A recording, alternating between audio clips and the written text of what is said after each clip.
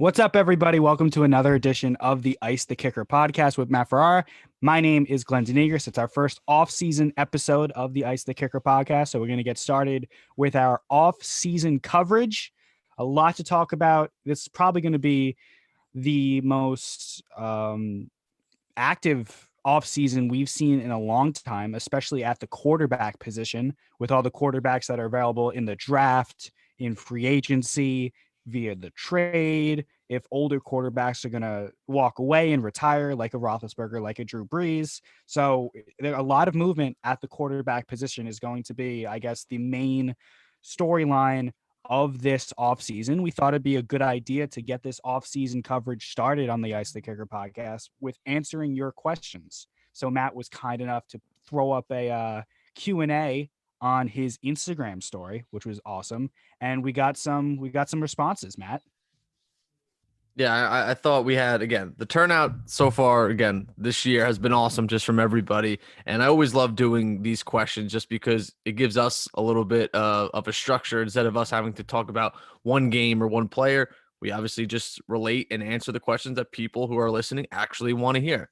So, want to dive right into this? I'm ready. I was born ready for this. Let's do it.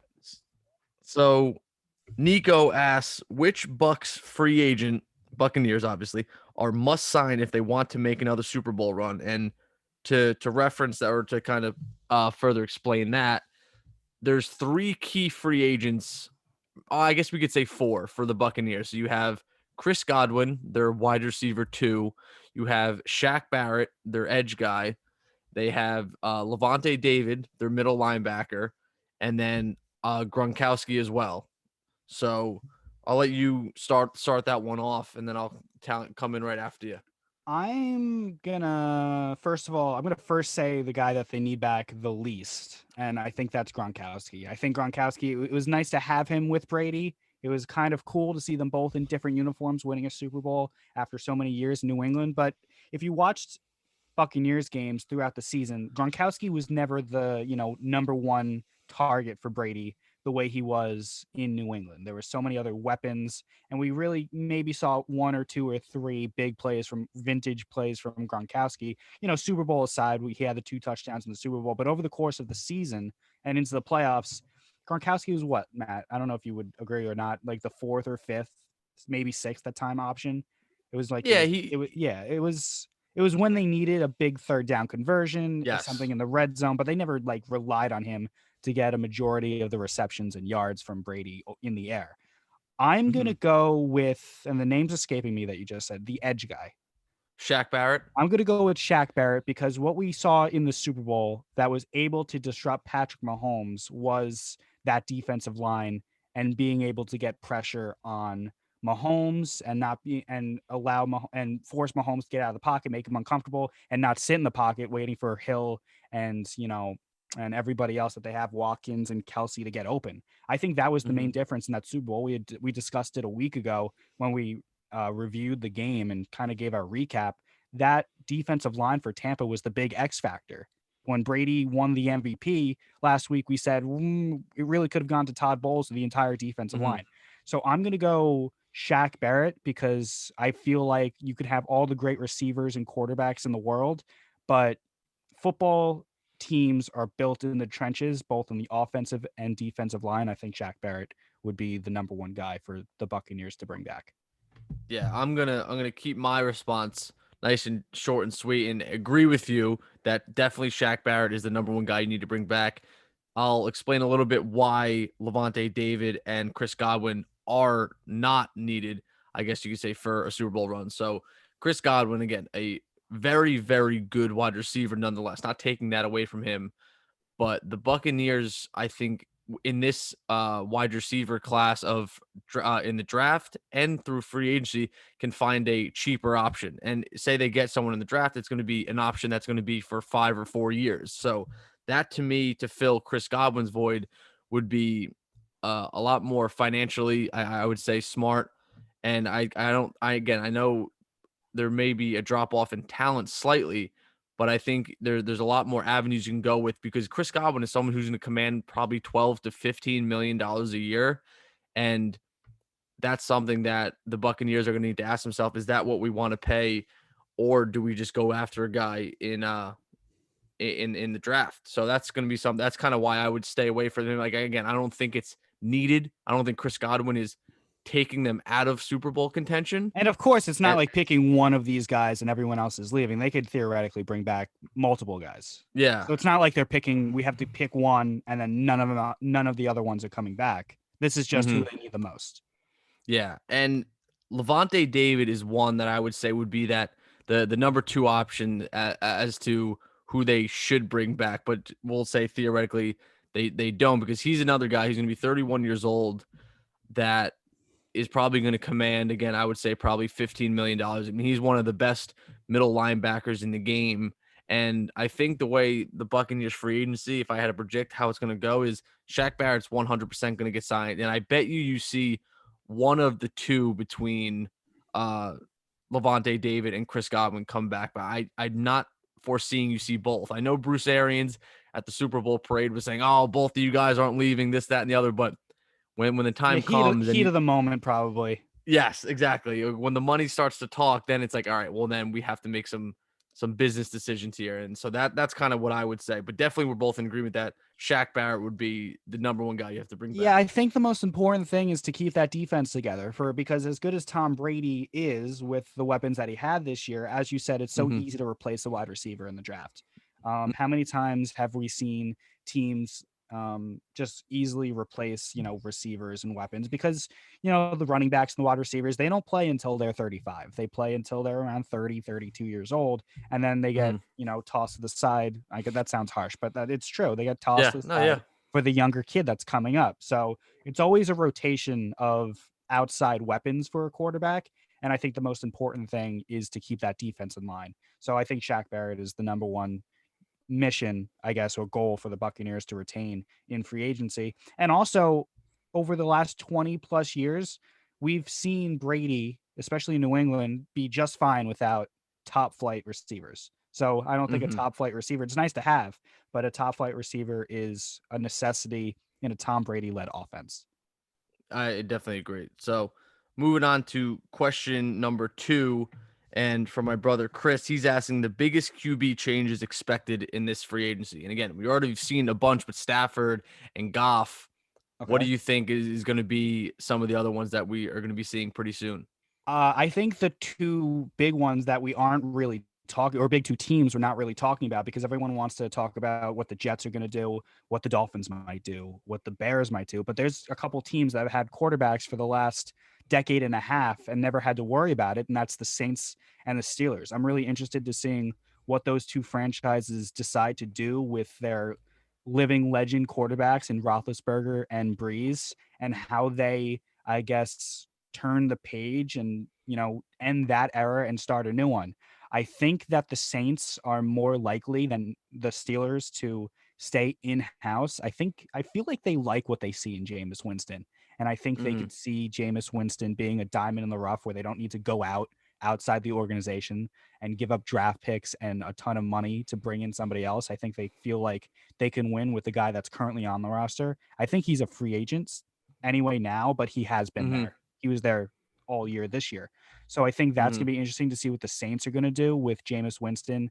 I don't think I didn't like what I saw from Hill. I can't imagine them seeing what they like from Hill when Breeze was down and he got a hmm chance to be the starting quarterback. So I'm interested to see what the Saints are going to do. The Steelers are interesting because, what is their not only future at the quarterback position, but future in general as an organization? Did that like window close? Because they started what 11-0 and then they kind of fell off a roof, like fell off a hmm building there towards the end. It wasn't all Big Ben's fault. It was the team collectively. So what is Mike Tomlin going to do to I got a text. What is Mike Tomlin going to do to kind of reset that organization that has always been a winning organization? I think Big Ben. I think he played his last game with Pittsburgh, and I'm not sure exactly where Pittsburgh goes from here because they do have a playoff first round draft slot, which means theoretically you're not going to be in play for the Lawrences and the Wilsons and the Fields and the Lance. I don't think they'll be there, so they're going to have to look Yeah. outside the organization and they might need to roll the dice with someone who's not as proven as a Stafford or a Watson or whoever else is out there. I think they might need to bottom feed for one of those quarterbacks because I don't know what they have to offer because the Pouncey twins retired. So who's Mm-hmm. going to want to really? What's the attraction if you're a free agent or trade acquisition? What's the attraction of Pittsburgh at this moment? So I think those two organizations are two that we need to look at this offseason. Yeah, I definitely agree with you. I mean, I think Breeze is going to retire. I really don't see him coming back.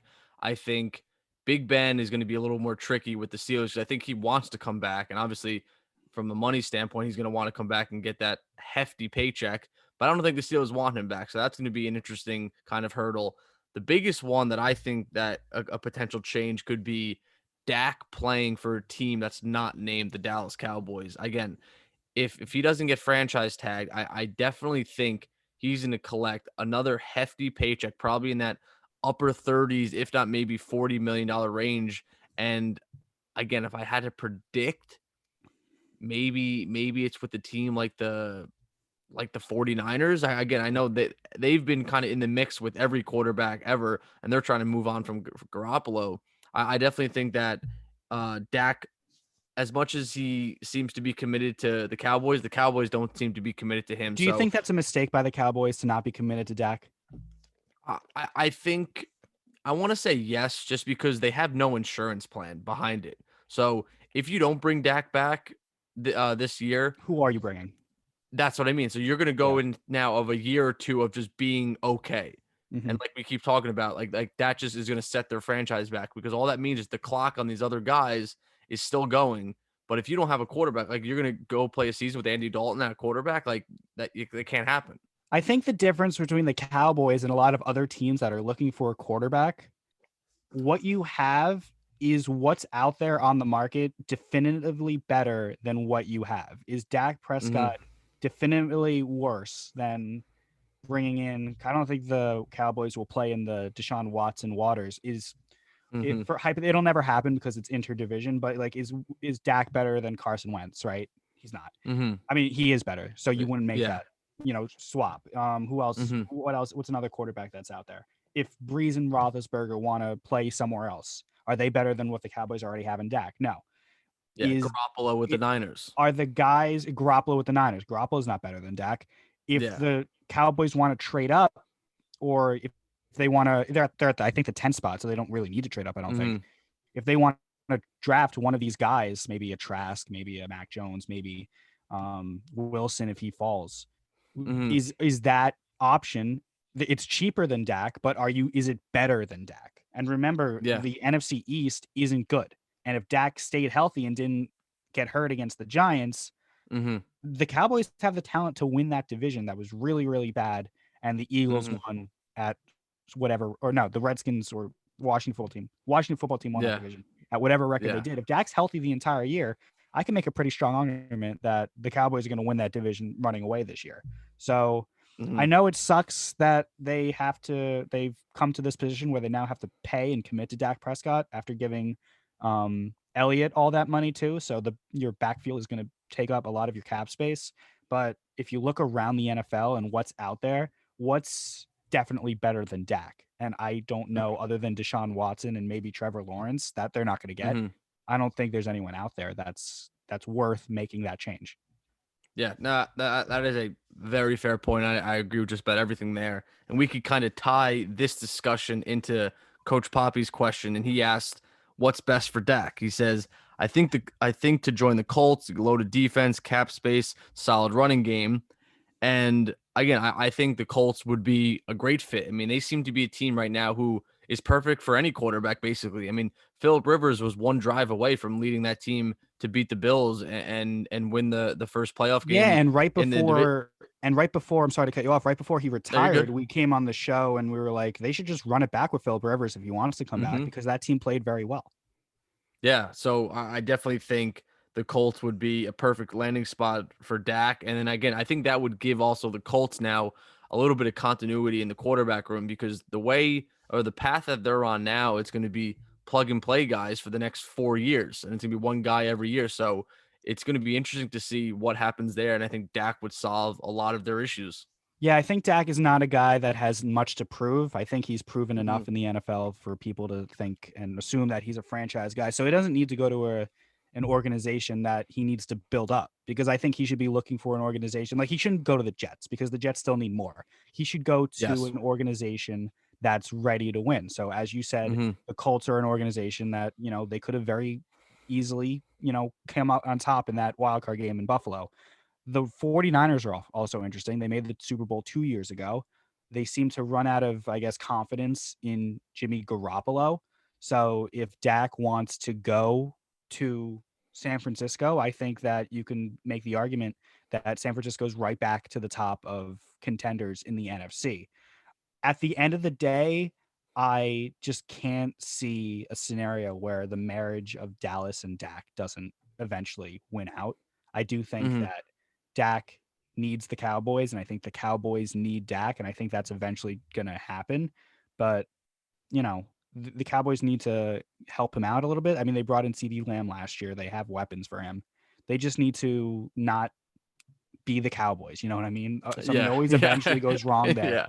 I think Hmm. that Dak and the Cowboys could have sustained success in the future if they just don't shoot themselves in the foot, which seems to be the common thread for every season that we've ever watched football growing up, that the Cowboys will eventually do something wrong. A call will go against them. Somebody will get hurt. There will be some bad turnover at the end of the game. I honestly think that Dak's best fit is to stay in Dallas. But if we're playing the game, if he Hmm. had to go somewhere else, I would Yeah. probably agree with you with Indianapolis or San Francisco. All right. Definitely I agree don't with know you if we there. got this. Hold on. I pause this for a second. I'm not, I mean, I not pause the recording, but pause the conversation. I don't know I if we got got you. it. I don't know if we got it. Let me look up I don't know if we got a question about Russell Wilson, but I don't think Hmm. that's a non-story. Did we get a question about Russell Wilson? No, no Russell Wilson, Oh, but I guess let's talk that could. about Wilson for a second. I don't think this is a Hmm. non-story. I think he's very upset with Seattle. And Mm. I think that, after, that really good start to his career where he made the Super Bowl 2 times in a row, won the first, should have won the second, but they didn't run the ball with Marshawn Lynch at the goal line. Yeah. Like, I think I think it's more likely Wilson leaves than Dak leaves Dallas, to be honest. I think I would even say I think it's more likely Wilson leaves in more likely than Watson leaving Houston. I Yeah. think the Seattle just kind of gloom over there in the Pacific Northwest is not reaching the media kind of center of the world up in Bristol, Connecticut right now, Hmm. and New York, but I definitely think he is like very upset with everything. And I know like he's not a very outspoken guy. And again, I'm not gonna label him a diva just for speaking up because we shouldn't by any A lot of means. people have, and it's not fair. Yeah, you have to take everything with a grain of salt and look at what he's done for Seattle. Again, he's already got a Super Bowl under his belt. Again, like Hmm. you said, he should have had two. He's playing at a Hall of Fame rate right now, and all he's asking for is some protection. Hmm. And instead, the Seahawks are trading 2 first rounders for Jamal Adams. Yeah. So again, he has an argument, And I and feel I like think that it's a crossroads now we've come to in, I guess, the relationship between Pete Carroll and Russell Wilson, because Pete Carroll loves his defense, if I'm not mhm, mistaken. Like, they had the Legion of yes, Boom, and now they brought in Jamal Adams to kind of reincarnate what they had those years ago when they had Richard Sherman and all those guys. And now you're forgetting that you have this superstar quarterback that could put a team on his back and lead you to, an NFC championship or a Super Bowl, but that's just not the way Pete Carroll operates. So I mhm, think that now that Russell Wilson's star has grown past the, I guess, game managing kid that he was that first few years where he won the Super Bowl, made it to the second, and now he's a mhm. legit top 10 quarterback in the league. I think that is a rift in that relationship. And I think that, it might be time for them to part ways. Yeah. Again, that's exactly what you have to look at is that looking at their kind of timeline and together, it's like, can Seattle, like as a front office, they have to ask them, can we basically rebuild this offensive line and get it to where it needs to be? Not just Mhm. where it needs to be to please Russell Wilson, but where it needs to be to win championships. Clearly, they don't value an offensive line because Mhm. or else they would add to it, but they always seem to be subtracting from it every single year. and they seem to be giving away picks every single year. So they need to really kind of reevaluate their offseason kind of strategy. And if it's a situation where they'd show no effort to do that, Russell Wilson has every right to say, "I'm just going to sit out," and then or to say, "Please trade me." And I Yeah. think it would be smart for Seattle to get whatever you could get for Wilson. Again, it'll be 3 or 4 first round picks, something crazy. Mm-hmm. So at some point, again, I know it sucks seeing him go, but if you can get something crazy for him, then it is what it is. You don't want Now a disgruntled player let me playing ask for you you. this, because when the Watson rumors started, I asked you about Watson or Tua. You said reluctantly that you would have to end up going with Watson because Deshaun Watson's Deshaun Watson. Yeah. If you replace Watson's name with Wilson's name, would you be willing to give up Tua for Russell Wilson? See, again, I just think it's going to cost too much. It's going to be an Yeah. astronomical deal. It's going to have to be a deal that a team is basically just going to go for broke, and they're just going to say, "Listen, screw it. At the very least, we're going to have a franchise quarterback, and then we'll try to piece the puzzle together, and we'll trust in our coaching staff to get kind of lower price guys and make them excel."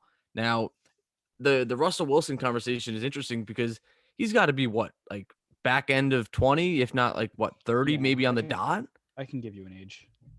Because I wonder then with the age difference, because obviously Watson is like 25 or 26, something like that. So obviously that's the ideal age you want for a quarterback right He's now, especially 32. see that's where Yeah. it gets interesting. Because like say That team needs to win now if they're going to get him. yes, say hypothetically they were like, all right, Tua and a first and a second for Russell Wilson, then you're like, all right, like Great. Now that. you got Russell Wilson, but now we don't have those picks to bring us become a Super Bowl contender immediately.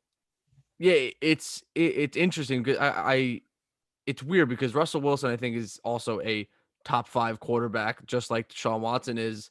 So I wonder how different I guess you could say the price tag would be. Now, the issue that I would foresee is that the Matt Stafford deal inflated basically what Watson is going to Yeah. deserve, and then what Russell Wilson would deserve for the Seahawks and the Texans, respectively. So that is where I kind of see an issue. Like on the surface, I think a fair deal for say for a disgruntled Russell Wilson would be like like a realistic deal that could get done would be like 2 firsts, 2 seconds. Yeah. Like that seems like a Mhm. deal that you could see kind of popping up on your phone as breaking news. But that's like once you start flirting with like 4 first rounders, it's like that's just not realistic. It Yeah. really isn't. You'll take your chances in the draft. And what kind of team is going to be willing to go for the 32-year-old guy? I don't think the Jets would. I don't think the Dolphins would. You'd have to look at, the same guys we talked about with Dak, Mm-hmm. kind of the Indy, the San Francisco, maybe Mm-hmm. Chicago kind of teams, or Yeah. maybe New Orleans that are they going to Mm-hmm. have Breeze gone? They're going to bring in another veteran with a roster that's obviously playoff ready. They made the playoffs last year. New Orleans is a very interesting one. Yeah. When you see that, I could definitely see that seeing Wilson be the successor to Drew Brees there. I mean, Breeze's cap is going to be off the books once he retires, which is eventually probably going to happen this offseason. And they're a team that can afford to give up, say, 2 first rounders, 2 second rounders for Russell Wilson. Mm-hmm. That's an interesting one. I mean, the tools are all there for Wilson still. He still has the arm. He still has the mobility. Mm-hmm. He's battle tested. He's been in the Super Bowl twice. He's played in bad weather. He's done everything a quarterback can do. I think if you're a team that you think you're a quarterback away from winning the Super Bowl, kind of like how the Buccaneers were a year ago, I think, Russell's the guy. But, maybe I feel the best for football would be for him to work it out with Seattle. Hopefully Seattle figures it out, gets him the help he needs, and then this is just a moot point. But it's fun to talk about because Russell Wilson, he's the one that brought it up. So there's smoke, there's fire. So who knows? Maybe within the next few months, Russell Wilson's packing his bags and going somewhere else. Yeah. So next Get question back to the mailbag. Also from my brother Chris. I'm assuming he's asking Dolphins related, but I guess it kind of speaks to anybody who needs a wide receiver. So he says Juju, Marvin Jones, Allen Robinson, or other. So other wide receivers that are kind of on the free agency market: Chris Godwin, Kenny Galladay, even though we'll probably get franchise tagged. That's about kind of like the big five that I foresee. Now, I love me some Juju, Allen Robinson though. yeah, Juju is more of your kind of slot guy. Again, he's still Yeah. very good, but he's not really an outside receiver. Marvin Jones is going to be 32, I believe, by the time he signs a deal. And he's a guy who I think excelled with the Lions. And Hmm. then even when Kenny Galladay was there too, Kenny Galladay, another guy very similar to Marvin Jones, I think just younger and a little bit more Yeah. dynamic, I guess you could say. Allen Robinson is the interesting one because I think he is the clear cut favorite to Yeah. land the biggest deal here. He's a huge dude. He's huge. He's a Yeah. force, especially in the red zone. I think as a Giants fan, someone who's desperately needs his team to get a wide receiver, that's the one Mhm. I'm looking for. I'm not sure the Giants could afford him with their Mhm. salary cap situation. I don't have the number at the top of my head, but I don't think they have a ton of room to work with unless they make some cuts.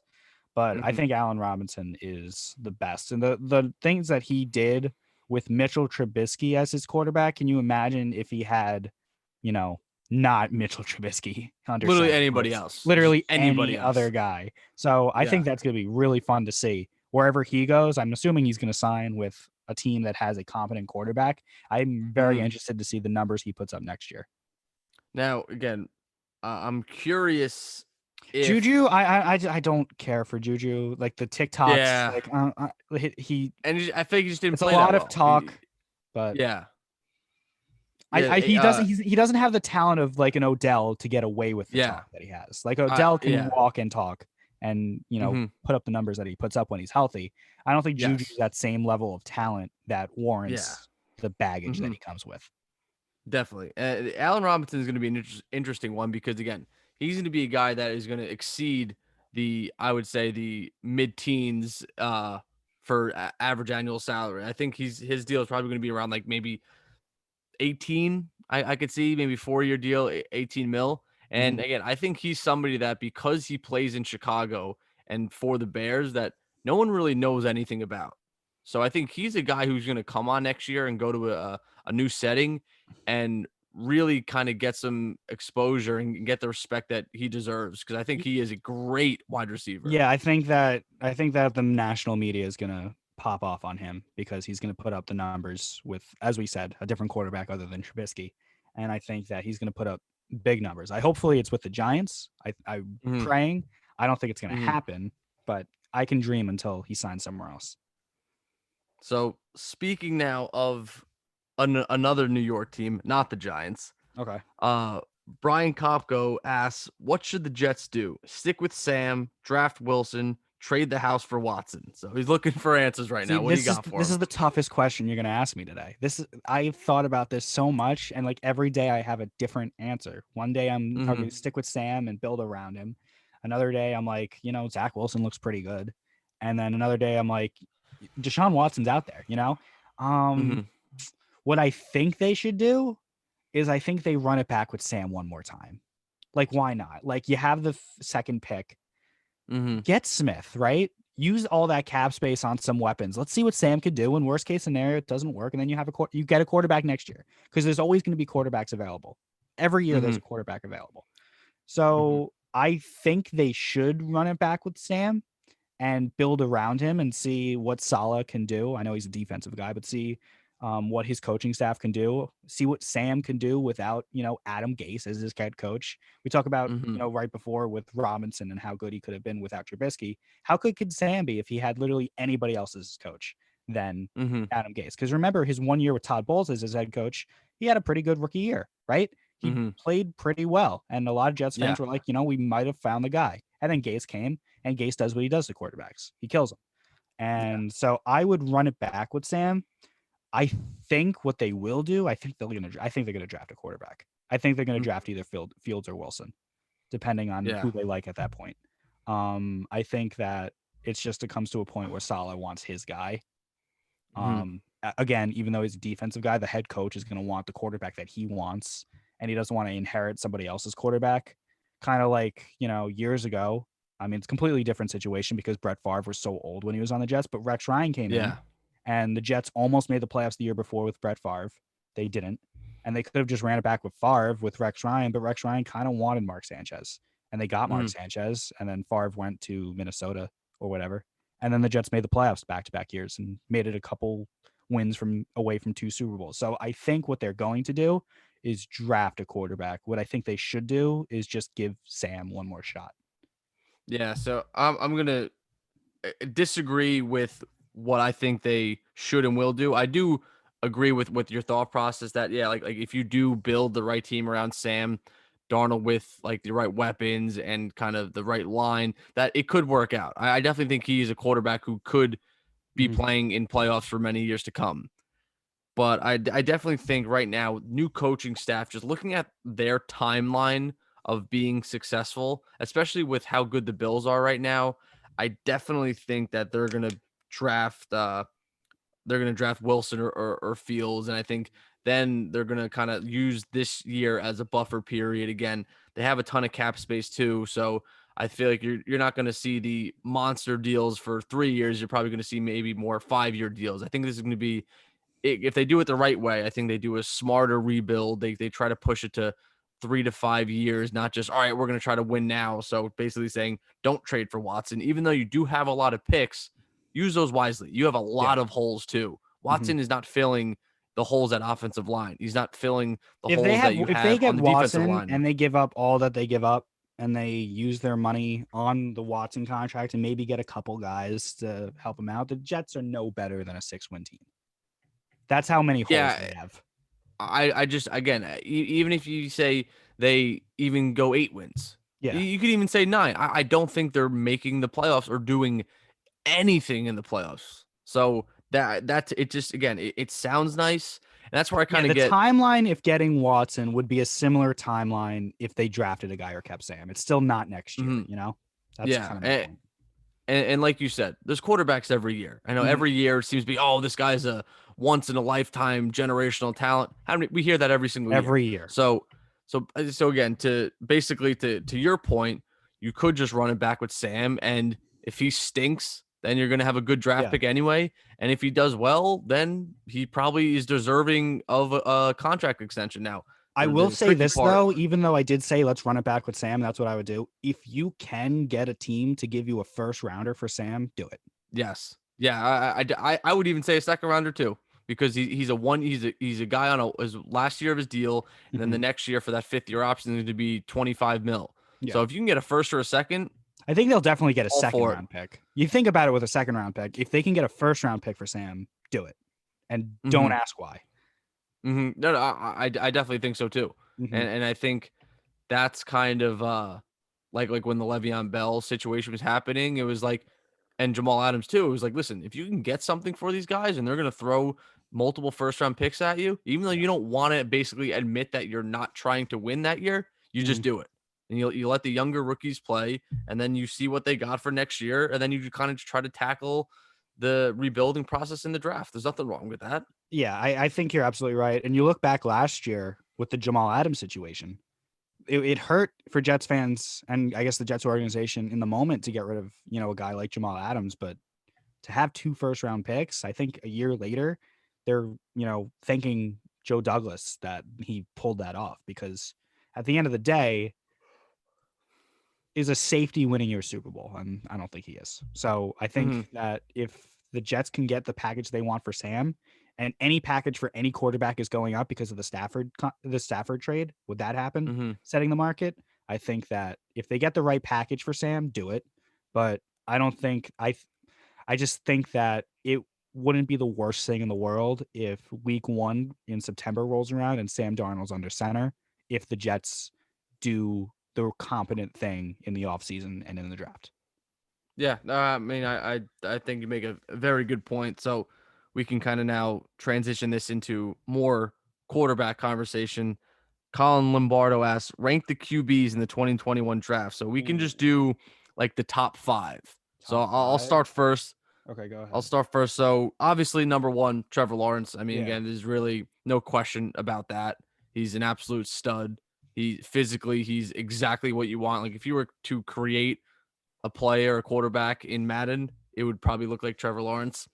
Then the number 2 and 3 is Yeah. interesting because obviously it's Fields or Wilson. Mhm. I'm gonna put Wilson as number 2. I think Yeah. he is a more dynamic guy. I see he's traits like Josh Allen, where he's a raw player. He's one of those backyard football kind of guys, which is fine if you can coach him up. So now that's where the Jets are going to have to ask themselves, Mhm. basically, how much faith do you have in yourself as a coach to develop a guy? If you want more of a fine, the terminology in the draft world is a higher floor guy.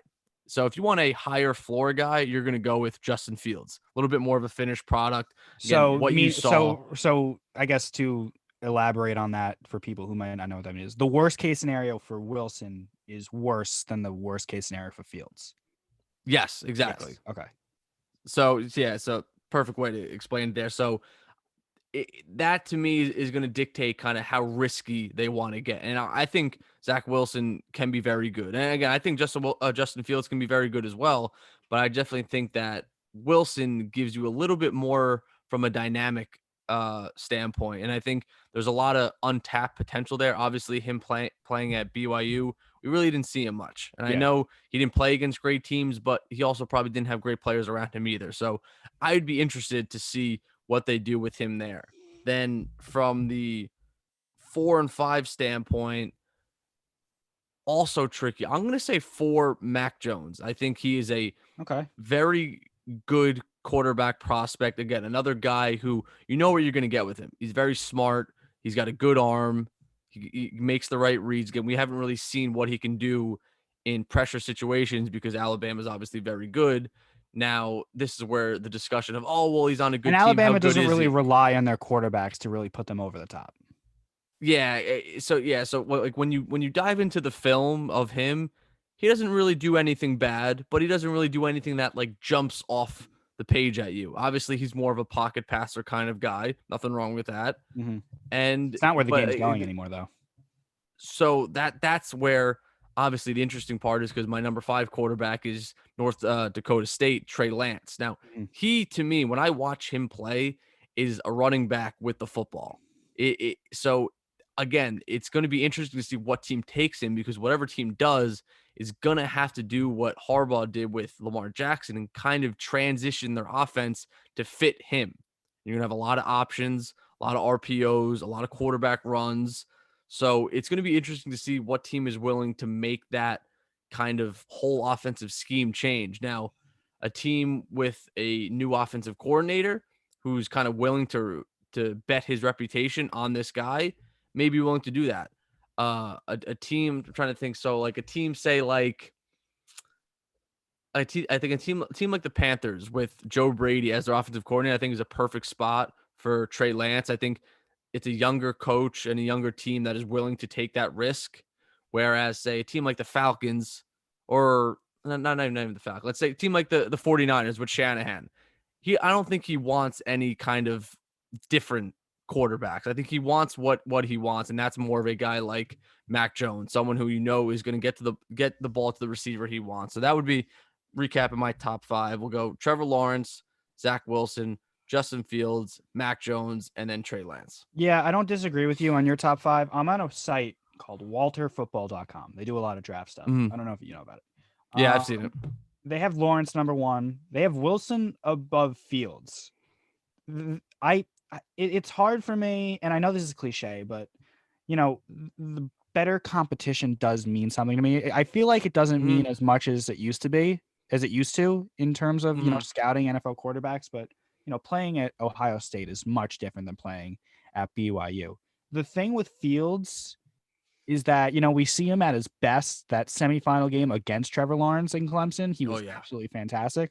But there's also Mhm. other times where Justin Fields isn't that great. So he's kind of like Mhm. that hit and miss kind of guy. I'm not gonna sit here and pretend I've watched a lot of Zach Wilson Yeah. football games. I'll be right. Yeah, me Yeah, that's neither. another tough thing because I've seen a lot, Yeah. obviously much more Ohio State than I've seen BYU. So I guess you can put Wilson against Fields. I think it's a coin flip. I think it depends on the organization that's deciding. I think it depends on Mhm. their system. But I guess for me, I just, I trust the Ohio State guy more than the Mhm. BYU guy. And my credential for that kind of opinion is that my favorite team has a quarterback from Duke. And, Yeah. we're going into year 3 and it's still up in the air.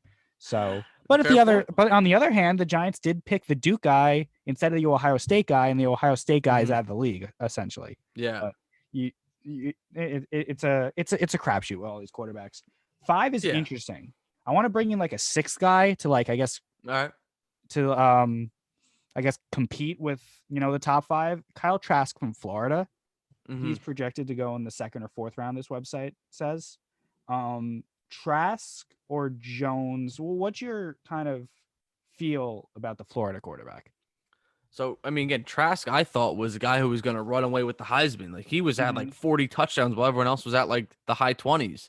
So, I think he's a guy who you can look at his team and say he made the guys around him better. I'm pretty sure at one point Florida was ranked like 7th. So, Mm-hmm. clearly he was doing his job. And see, again, this is where college football, I think, as a whole is just hard to scout, It's period, because impossible. this is what Kyle's Trask maybe first or second year starting. I mean, this is the first year that he really did that good. Mm-hmm. So it's like, all right, then you kind of have the Trubisky kind of concerns where he did very well, but he did very well for one season.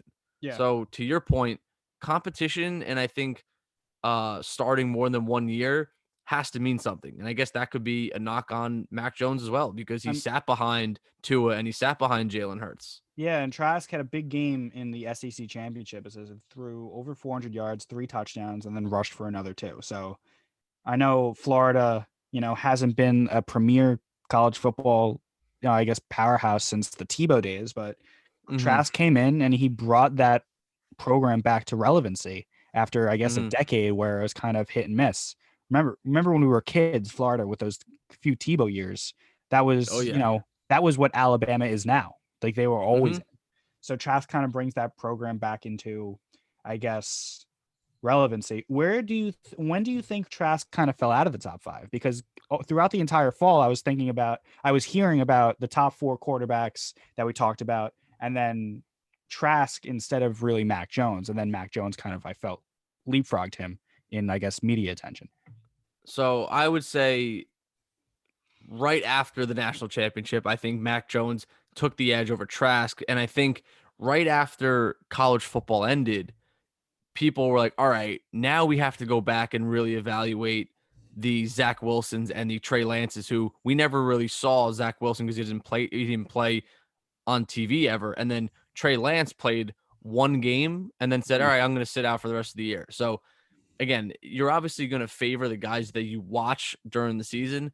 But I think the smarter approach is, again, once it's all said and done, kind of take the recency bias out of it and then say, all right, now we have to go back and look at what these guys did, looking at their film in past years too. So that's where I definitely think that Trey Lance took that jump. And then obviously seeing Mac Jones win a national championship, it's tough to deny that. But I definitely do think that Trask should be getting a little bit more love than he is.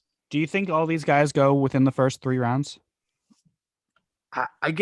I would say yes, just because I feel Mm-hmm. like there's so many QB needy teams right now, and Yeah. even if like teams like the Steelers and teams like the Niners who want to move on, and teams like the Falcons who Matty Ice is kind of near in the back end of his deal, and teams like the Saints who is Jameis the guy. I feel like now more than ever are teams ready to move on from quarterbacks and teams ready to just get new ones altogether. So it's going to be very interesting. But I definitely would say that you're going to see all 5 or 6 of those guys go in the first 3 rounds. Now, let me ask you this because you watch a lot more college football than I do.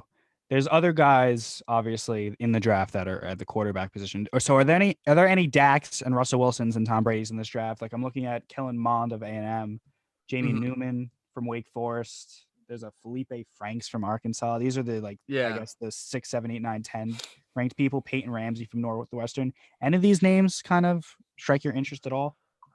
Jamie Newman, the Wake Forest kid, was a guy who was a very high sought off prospect when he was a freshman and a sophomore, and then didn't really play that much. I think pretty bounced around schools a little bit, and then didn't play this past season, but he played at the Senior Bowl and really didn't do that well. I Mm-hmm. think a name that It isn't was his on first game in there. like a year. Yeah, so a name that isn't on there are Sam Ellinger. Again, I think he's a guy who he's just a gamer. He's number 11 here. Yeah, so I think he gamer from Texas again had a few great battles against Oklahoma in his career. I remember seeing on TV a lot. Again, I think he's a guy who ending up in the right organization could be, again, he might not be the greatest quarterback ever, but I think he could be an admirable starter, if not a great option kind of as a backup. So him to me, I think is a great quarterback to have to take a fourth round flyer on. Why not? But the other guys are kind of, you don't really know. Other names: KJ Costello, Ian Book from Notre Dame, Davis Mills from Stanford, Dustin Crum is the last guy on this list at number 15 from Kent State. It's always interesting to see, because we assume that like the top 5 guys are going to get their shot. I always like to see if there's like that 5th round gem that everyone like 10 years from now being like, how can anyone miss that? But of course, the Brady thing, like how can all these teams pass on Brady? I always like to see if there's somebody there in the 5, 6, 7 rounds. But very interesting top 5 at least at the quarterback position, and then add that onto the, I guess, not controversy, kind of like the drama with the quarterbacks that are currently in the league and where they're going to go. So I think there's going to be a ton of shifting at the quarterback position in the NFL. Now, this next and last question we got from Eddie, and this is something that I've been trying to figure out religiously for the last 3 months, I'd say. Ranking Jamar Chase, Devontae Smith, and Jalen Waddle. I haven't had as much struggle with this than I've had with anything I've ever really experienced, whether it be homework or whether it be football, baseball related. I cannot figure out these rankings. But when was the last time 3 wide receivers theoretically could go in the top 10? Has that happened? I'm at the top of my mind. I can't think about it. No, I mean, it could have happened. It's just slipping my mind. Has there been a year where 3 receivers went in the top 10? No, I did a little kind of research project on my own about that, and there was like, you had John Brown who went like top 5 to the Bengals, and that was just because he ran the fastest 40. Like, he wasn't really a good wide receiver. That was kind of just a poor GM decision. Outside of that, like, there really wasn't anything crazy. Maybe you had one guy top 10, but definitely not 3. And I feel like, alluding to kind of what you're about to say, is that you very easily could see 3 wide receivers go top 10. I'll say top 11. Keep the Giants in there. Hopefully, I would hope. But yeah, I mean, it's not something we've seen. And as you said, these are all 3, and they're not just guys that are going to run a 4.2 40-yard dash, right? Or whatever. They're going to run precise routes, and they're going to catch the ball and not drop it. They're going to be a force in the red zone. They're good receivers. They're not just like burners. So I think you can't go wrong. If that's the good thing for these teams. Like, you can't go wrong. Like, it's not like Smith's not going to get drafted by, let's say, the Falcons or something, and then the teams behind them are going to be like, oh, we're fucked. We have to settle for Chase and Waddle. Nobody's going to say that. But if you had to just rank them, you can't ignore what Devontae Smith did this year. And I feel like what he did, winning the Heisman, right? Winning an award that historically is a quarterback award, right? And for him to win it, I think you just can't ignore that. And I think I guess he by default is number 1 because of his accomplishments, which is obviously not a knock on Chase and Waddle. And then I don't know, maybe it's just a toss up with Chase and Waddle. I don't want to cop out. I want to give you a precise answer. So I guess I'll go Smith, Waddle, Chase. I don't know, but I'd be fine with any of them on the Giants. Yes, I definitely agree here. Again, you can't go wrong with any of them. Kind of just trying to dive into each one individually and look at what they bring to the table. So Devontae Smith, first off, again, he's a guy who I think he was like 6 foot. So he's not obviously too tall. His reach is ridiculous though, and his vertical is insane. Like, he absolutely high points the ball, and he's just a great receiver. Just absolutely great receiver. He's great in space. We've seen him obviously beat press coverage, beat double teams. He can play in the slot. He can play outside. The thing with him that people worry about is his frame, because he's probably like $170. So you obviously wonder, all right, how's that going to hold up in the NFL? And that's pretty fair, especially if teams say want to throw him in the slot and he's getting speared by Jamal Adams, who's probably 220 of muscle. That is a fair point. So that's kind of what Devontae Smith is, again, and he's also a burner too. It's awesome to see. Jalen Waddle is a guy who he's like 5'10". I want to say he's probably like 185, 190. So he's a little more built. So again, that to the human eye tells you, oh, he's a little more durable, even though he's coming off of a fractured ankle. But he'll be good to go by the time his pro day starts and the season starts. But Jalen Waddle is a guy that I think is just he's a spitting image of Tyreek Hill. Mm-hmm. Just absolutely twitchy, super fast. And I don't think he gets enough love when looking at these receivers because obviously he got hurt and he didn't play that much. But when he was on the field, I think he was better than Devontae Smith. And that is something that people kind of fail to realize. And they understand that Devontae Smith had obviously a Heisman year. If Jalen Waddle was on the field during that whole season, I have a feeling that Jalen Waddle would have been the one potentially hoisting that Heisman because I think he is that good. I saw a stat today that he averaged 45 yards per touchdown catch with his time in Alabama. So, and then again, that's not just him running like 50 yards or 45 yards and catching the ball like that. Like he's taking 5-yard slants and taking to the house. That's something that I think every team needs. And that's something that especially that the Giants need and the Dolphins need. And then you look at Jamar Chase, he is more of everyone seems to say a physical receiver. You see him that again, he still has speed. I don't think it's going to be anywhere near what Smith and Waddle bring, but he is a very physical receiver. He doesn't let anybody get their hands on him. So that's something that, hey, if you have a team that likes to throw up those 50-50 balls, you're going to kind of throw it to him. So again, he's also a guy who is going to be durable. Again, he's fresh because he didn't play this year. And he's also a guy that we haven't seen in a year. Now, is that a good thing or a bad thing? I don't know. But when we did see him in the national championship run for LSU, he was absolutely electric. He won like the Belinkikoff Award, which is like the best wide receiver in the nation. And that's when he was only a sophomore. So again, another absolute stud. But my rankings would be Jalen Waddle 1, Devontae Smith 2, and then Jamar Chase 3. I think Smith and Chase are interchangeable, but I think Waddle is a guy who I'm praying the Dolphins go after. And again, you can't go wrong with all of them, but I think Jalen Waddle is a guy that can absolutely change an offense.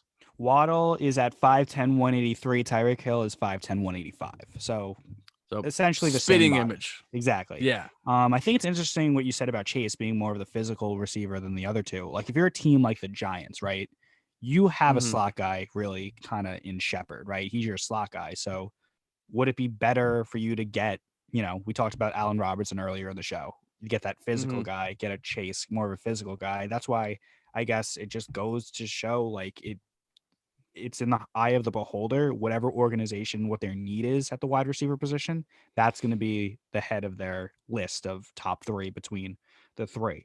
I mean, I'm not going to be upset if the Giants draft a Smith or a Waddle and have essentially 2 slot guys, I guess, because they're fantastic, Smith and Waddle. Yeah. So it'd be interesting to say. I think there's the top 10 or top 11. Keep the Giants in there.